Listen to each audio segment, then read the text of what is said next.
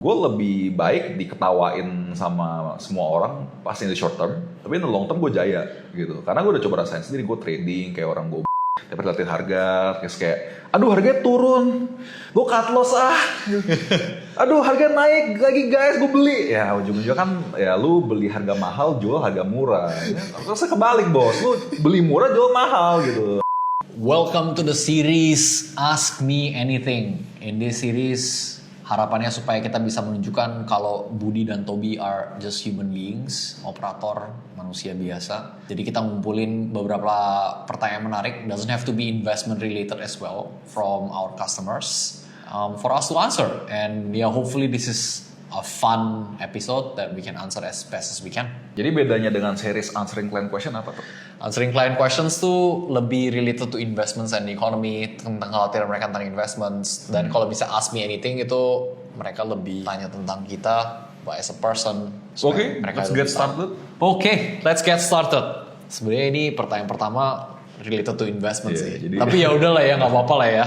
The first question. Apa? How hopeful are you with the Indonesian economy? Kita udah post yang Answering Client Question video, langsung nonton aja. Ya, tapi I guess singkat cerita, for us Indonesian economy always as an investor obviously kita pesimis short term, tapi long term kita optimis. Dan caranya kita menanggapi biaya pesimis di short term adalah beli perusahaan-perusahaan dengan margin of safety. And then kalau optimis ya caranya adalah ya beli perusahaan equity. Ya, buying equity is a optimistic way of like seeing the future of our country. Kita udah post report buat clients kita yang semua data, yang maksudnya kita argue bahwa ya menurut kita narasi yang beredar di luar sana tuh kayak agak terlalu lebay. Jadi kita udah coba tulis report di sana, datanya juga dilengkap di sana. Ya saya rasa nggak perlu dikasih tahu di sini lah, kan nanti kepanjangan gitu videonya gitu. Cuman yang satu hal yang pengen gue sorotin adalah lebih ke, ya menurut gue orang terlalu pesimis karena simply harga aset, harga saham in particular lagi turun aja sih. Itu aja. Karena kalau harga satu saham lagi turun, itu narasinya bakal ngikutin. Bukan kebalik. Biasa orang bilangnya adalah narasi atau berita itu menentukan harga saham. Kebalik bos.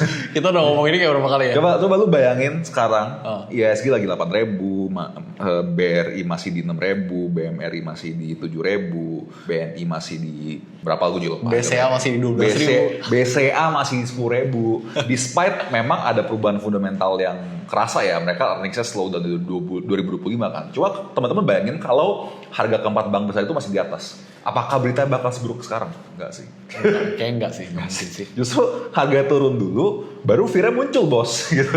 Jadi ya hati-hati aja sih, maksudnya kayak jangan terlalu kebanyakan narasi. Makanya di dunia investasi seperti kita ini, kita orang-orang yang sangat harus ngeliat data sih. Nggak bisa blindly ngikutin si influencer A yang 500.000 follower lagi ngomong Indonesia gelap gitu. Kita ikutin aja guys gitu, kayak habis nanti. Right. Gitu kan habis. And this is actually quite related to the second question, which is you take habit, mindset, and you take a good habit or mindset when it comes to investing dan lain sebagainya, or life in general, which is having good discipline, consistency, and holding back from instant rewards. So what do you do explicitly to cultivate this habit or mindset? Gimana caranya lo menumbuhkan ini, consistency, disiplin? Mungkin dari gue dulu.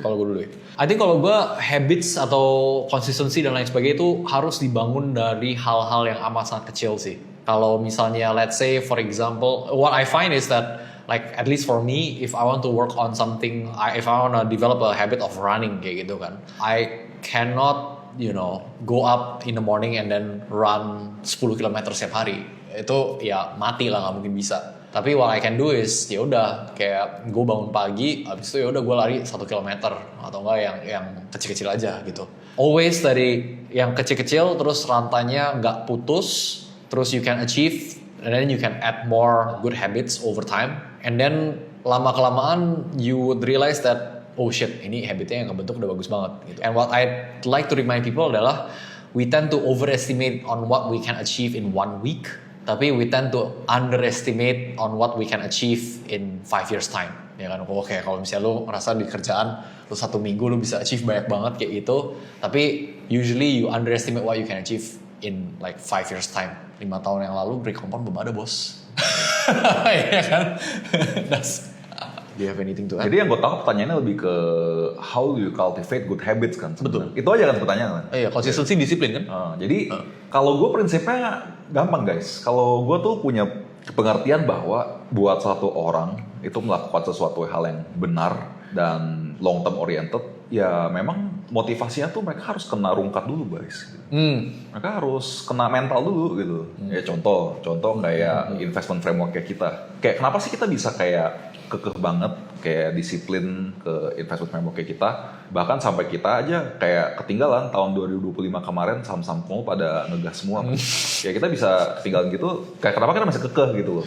Karena simply kita udah melihat, ya at least gue sendiri udah merasakan bahwa cara main yang seperti itu nggak sustainable gitu, nggak sustainable dan ujung-ujungnya miskin bos gitu. Jadi ya maksudnya gue lebih baik diketawain sama semua orang pasti in the short term, tapi in the long term gue jaya gitu. Karena gue udah coba rasain sendiri, gue trading kayak orang gue dapat liatin harga, terus kayak aduh harganya turun, gue cut loss aduh harga naik lagi guys, gue beli. Ya ujung-ujungnya kan ya lu beli harga mahal, jual harga murah. Terus kebalik bos, lu beli murah jual mahal gitu. Iya. Terus kayak sekarang itu kan contoh 2025 akhir gue lumayan yakin deh pasti semua orang lagi kayak di kantor, di kafe, pada ngomonginnya kayak, beli saham apa bos? Saham ini nih, saham si Pak Pip gitu. Masuk ini telat gak? Telat gak masuk ini? Terus kayak, lu bayangin guys, hanya 6 bulan aja, 6 bulan loh. Kecuali setahun bos, kayak sentimennya langsung bubar semua gitu. Bro, kalau misalnya lo belinya September, basically itu rungkatnya Januari bro, 28 Januari. Dan maksudnya beli saham yang salah ya, beli saham yang emang udah hype, udah overvalued. Itu ya lo kena crash yang sekarang tuh, ya lu udah susah baik modal sih, unless lu inject modal lagi gitu. Dan ya kalau beli sahamnya benar, even pas lu belinya itu pas di September 2025, lu bisa terselamatkan. Memang sekarang drawdown, tapi drawdown itu nggak separah market gitu. Dan lu kalau mau comeback lagi itu gampang. Ya back to the question, ya hal-hal seperti itulah yang membuat gua at least punya pengertian bahwa ya orang-orang tuh emang harus dirungkatin dulu, baru mereka ngerti bahwa investasi itu nggak segampang cap-cip-cup lu lihat harga harian terus lu beli pas lagi hijau, jual pas lagi merah gitu. Ya nggak segampang itu bos gitu. Ya itu investment. Terus kayak kesehatan misalkan. Ya gue contoh paling gampang lah, gue gendut banget terus pas gue cek darah anjrit. gue pradiabetes guys gitu. Gue masih umur ya 30 gitu, udah kena pradiabetes kan rasanya kayak agak anjir, maksud gue udah mau mati 10 tahun lagi gitu. Amit. Nah itu yang membuat gue punya motivasinya untuk bisa cultivate good habits dalam misalkan berolahraga gitu ya. Sekarang gue olahraga lumayan sering gitu dan makanan juga sangat gue jaga sekarang. Dan justru dari motivasi awal itu baru kebangun habit, dari habit yang seperti yang Toby ceritain, dari habit yang terbangun itu muncul tuh kayak kelihatan hasilnya nih gitu kan, kelihatan hasilnya. Terus lu jadi ingin terusin lagi karena lu suka sama hasilnya gitu kan. Jadi lu gulung lagi terus. Dan prinsip investasi juga sama gitu. Maksudnya kayak ya kita tetap stick sama framework kita dan ya lihat aja hasilnya di website kita gitu. Kayak maksudnya kita merah sementara tapi ujung-ujungnya dari tahun ke tahun modal kita so compounding gitu dan that's what matters at the end gitu. Kayak everything yang short term yang kayak ada cara baru main saham, kamu harus melihat flow, kamu harus mandi flow gitu. Ya ujung-ujungnya kembali lagi ke ya perusahaannya kayak gimana? Kayak gimana bos gitu. Iya. I mean, at the very least ya kalau misalnya that's like something yang lu jago ya udah kayak gitu. Kalau for us kita nggak gitu mikirin terlalu. Maksudnya ibaratnya kita udah spend a lot of time jadi black belt di karate gitu kan. Terus ada cara bela diri baru nih, Brazilian Jiu-Jitsu nih. Ya go for it gitu. Ya go for it, you can go for it Brazilian. Tapi kita nggak males lah, kita dari black belt di karate kita go white belt di Brazilian Jiu-Jitsu terus kayak climb all the way to jadi I don't think it's a good use of our time. Kita lebih ya udah kita perfect our craft aja. Karena dunia investasi itu gampang guys. Dunia investasi gampang banget. Lu injek modal berapa, dari tahun ke tahun modal itu bisa tumbuh berapa persen. That's it. Lu mau pakai scalping kayak, lu mau pakai swing trading kayak, lu mau pakai kayang trading, apa trading, kayak investing jangka panjang. Pokoknya dari tahun ke tahun modal lu tumbuh berapa persen. Betul. That's it. Betul. Jadi ya ujung-ujungnya ya lo harus mencari satu metode yang buat lo itu sustainable dan bisa di stick untuk jangka panjang. Lo nggak bisa kayak tahun ini gue pakai cara ini, tahun kedua pakai cara ini, ya susah ya. Iya. Maksudnya kalau bisa cara itu bagus, ya bagus. Tapi kalau cara itu misalnya bikin lo rungkap, kan yang cara bagus yang tahun lalu juga jadi kebuang effortnya. Iya kan? So, alright. Next question. Tell me about a purchase you've made in the last year that has significantly improved your life. Wah. And why? Oh, ini sebenarnya bukan gue yang beli, si company yang beli. Apa? Cloud subscription. Why? Wah gila itu bang for the buck banget sih. Itu kayak apalagi di Yang Pro Max kan? Iya yang Pro Max yang $100 per bulan. Max plan bro. Max plan. Jangan yang versi pussy guys. Oke. Kenapa jangan? Oh, why? How does it improve your life?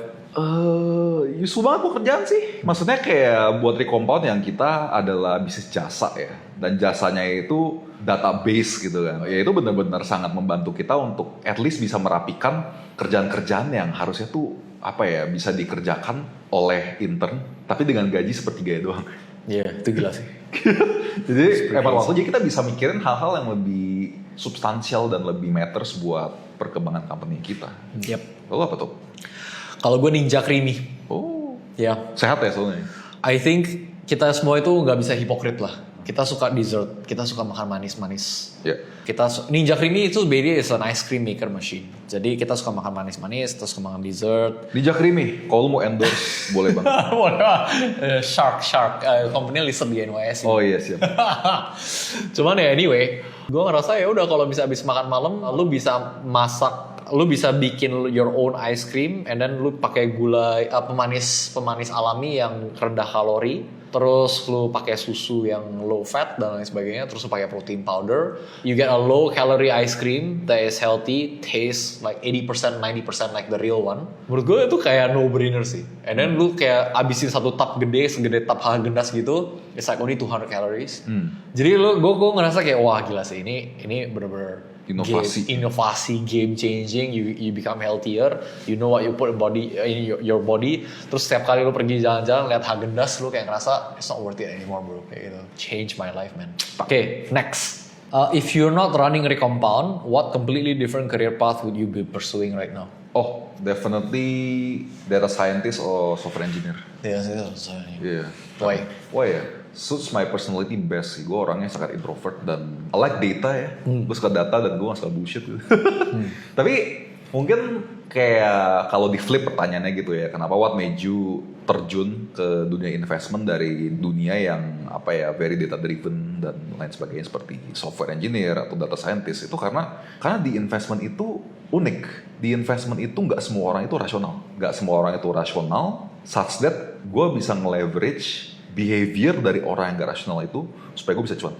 Iya, investment kan. Iya. Dan ya introvert berarti. Iya, dan memanfaatkan ketidakrasionalan orang itu dengan kemampuan kita untuk mengolah data sebagaimana mestinya dan melihat peluang di situ. Apalagi di market Indonesia yang ya sorry to say ya penuh dengan penjudi dan spekulator. Membuat market itu sangat gak efisien dan membuat ya that's why Recompound berdiri di sini. That's why Recompound gak berdiri di NYSE atau di pasar saham Amerika Serikat yang marketnya notabene lebih efisien dan baik saingannya bos di sana. Ya bayangin lah kita bikin Recompound dia saingannya Bill Ackman, Monis Pabrai, Warren Buffett. Waduh, mati bos. Mampus bro. Di sini mampus bro. Di sini saingannya oh ya jangan sebut nama lah. Ya udah. Ya tapi ya itu yang gue suka dari investment sih, which is nge-leverage behavior orang yang gak efisien untuk profitnya kita. Oke. Kalau gue, I think different career path, I might be a good family therapist.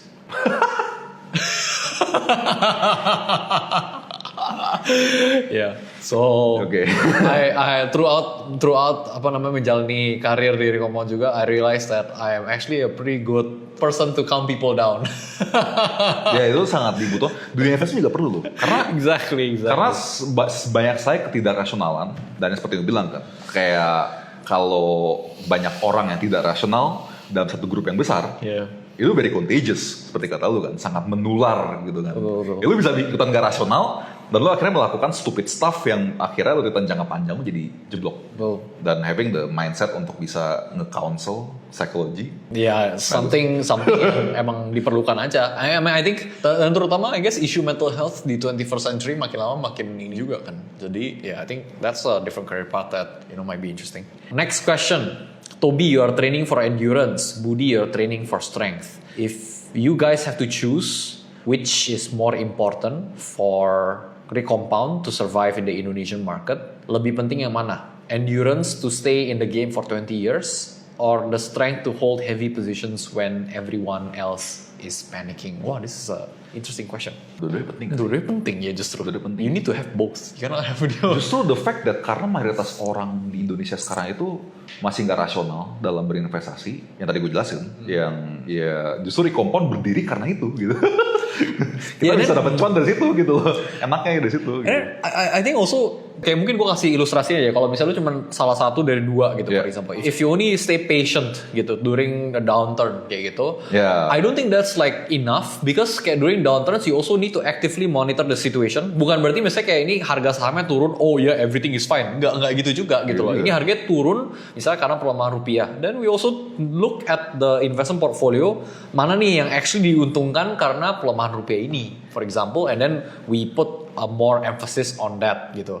And then ketika kita put more emphasis on that, itu requires courage for us to make the decision. Jadi that's the strength component that I think is equally important when you navigate rough patches in the market gitu kan. And then kalau misalnya you only think about the heavy positions, you think of like the ini without the patience, dan ya udah lu nggak bisa ngerasain the manfaat of compounding over the long termnya gimana if you don't stay patient. Iya, mungkin nambahin dikit ya, kalau misalkan lu sabar tapi tanpa didukung data yang benar, ya itu bukan sabar, itu namanya pasrah guys. Betul, exactly. Ya, betul. Itu aja sih. Banyak kalau saham yang kayak pas tahun 2017 ada saham yang naik 2017 naik banget gitu kan, terus turun turun sampai sekarang gitu kan. Nggak pernah naik lagi. Ya lu kalau bisa masih nge-hold ya lu sabar kayak gitu, tapi nggak pernah naik lagi ya. Bukan sabar, itu pasrah. Lu pasrah. Bukan sabar, itu pasrah namanya. Next question. If you could use one stat, quote unquote, to track your progress, misalnya kayak heart rate atau body fat percentage, what is one health metric you check for a company before you let it into the Recompound universe? Balance sheet. Kalau gue owner sih. Ya, setuju. Owner, dan lihat track record owner dari balance sheet-nya. Ya lah, ya itu. Betul. Ya, I mean, I guess indirectly. Indirectly bakal ngeliat dari balance sheet. Karena ujung-ujungnya the company you invest in tuh yang penting balance sheet-nya sih. Karena balance sheet itu akumulasi dari bertahun-tahun mereka operasional gitu. Dan bakal ketahuan borok-boroknya kalau misalkan mereka itu mungkin berapa tahun pertama mereka bisa malsuin labanya mereka. Tapi ujung-ujungnya yang palsu bakal kelihatan di balance sheet. Borok-boroknya bakal kelihatan di balance sheet semua. Iya. Terus the sad truth adalah, ini kayak belajar dari pengalaman hidup juga. You cannot really deal with bad people. Yes. Kayak no matter how beautiful the contract is, things written people. Kalau misalnya orang itu kadal ya kadal. Kalau misalnya orangnya jujur, lu mau nggak pakai kontrak ya, mau kayak gimana kayak. Bakal jalan aja. I guess that is the same in investing juga gitu. When you buy a share gitu kan, ya kalau misalnya orangnya bener, ownernya bener, manajemen bagus, profesional, bla bla, ya udah kepentingan lu sebagai shareholder minoritas ya akan terjaga juga sebenarnya. Last question, which is ini sebenarnya I think this is more targeted to me sih. Jadi dia nanya, what's the tips on raising your chess elo? Oke. Jadi kalau di chess tuh ada level kayak ILO gitu kan. Kayak di Dota namanya MMR. Ya udah nanti lu bahas yang Dota deh ya. Enggak, anjir gue udah main Dota. Udah cukup banget gue. Gue juga jago sih main chess sih. Dia pikir gue jago, gue gak jago kan. Oke, kalau misalnya chess ILO, I guess the most important thing adalah you always need to pay attention on what your opponent wants to make. Jadi mereka bikin move mereka itu kenapa gitu. So stop thinking too much about yourself when you play chess or whatever in life juga menurut gue. I think stop thinking too much about yourself. Think about the people around you. What are they thinking about? And then how you can basically respond and react to that so that you can get an edge or like an upper hand or like an advantage dan lain sebagainya sih. And slowly, in chess, if you pay attention to what your opponent is trying to do, you get better. I think that's pretty much it. Ada closing remarks? Ya, ada sih. Alright. Thanks guys. Thank you. Cheers.